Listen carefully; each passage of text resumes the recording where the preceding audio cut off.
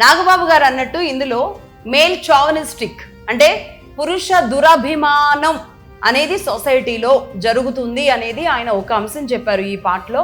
అలాగే రెండవది against constitution అనేది చెప్పారు. మూడవది అసలు మహిళ డ్రెస్సింగ్ ఎలా ఉండాలని చెప్పడానికి మీరెవ్వరు అని అడిగారు. 3 అంశాల గురించి నేను చెప్తున్నాను స్ట్రైట్గా. నిజంగా పురుష దురభిమాన సొసైటీలో మనం ఉంటే పురుషుడు ఎలా ఉండాలి, పురుషుడి మీద మనం హక్కుల కోసం పోరాడే విధానం మీద మనందరం కూడా మహిళా సంఘాలుగా నేను ఇంత ముందు చెప్పినట్టు మనందరం గొంతులు చించుకొని మగాళ్ళందరినీ ఒక గాడిని కడుతూ తిడుతున్న విధానానికి మరి మగాళ్ళంతా ఊరేసుకుని చచ్చిపోవాలా? మంచి మగాళ్ళు కూడా ఊరేసుకుని చచ్చిపోవాలా? అది ఏ మీడియా అయినా సరే, పేపర్ మీడియా కావచ్చు, ఎలక్ట్రానిక్ మీడియా కావచ్చు, ఏదైనా ఈ కల్చర్ అంతా పెరిగి మగవాళ్ళందరినీ కూడా ఒక తాటికి కడుతూ తిట్టిస్తున్న విధానానికి మరి మగాళ్ళంతా ఏమైపోవాలి? ఒక 2 మహిళలో 4 మహిళలో ఈ కోవకు చెందిన ఒక 10% కూడా ఉండరు, నాకు తెలిసి ఒక 5% ఉండరు. ఈ 5% వల్లే చాలా పెద్ద ప్రమాదం.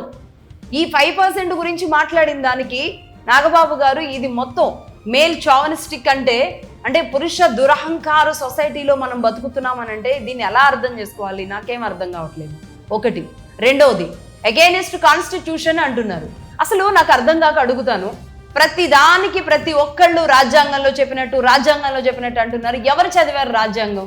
రాజ్యాంగంలో అసలు ఉందా? స్త్రీ ఎలా డ్రెస్సులు వేసుకోవాలి, స్త్రీ ఎలాంటి డ్రెస్సు కట్టుకోకూడదు, స్త్రీ హక్కులు ఏంటి, స్త్రీ ఎలా ఉండాలి అనేది రాజ్యాంగంలో ఏ బట్టలైనా వేసుకోవచ్చు అని రాజ్యాంగంలో ఉందా? ఎవరైనా నిరూపిస్తారా?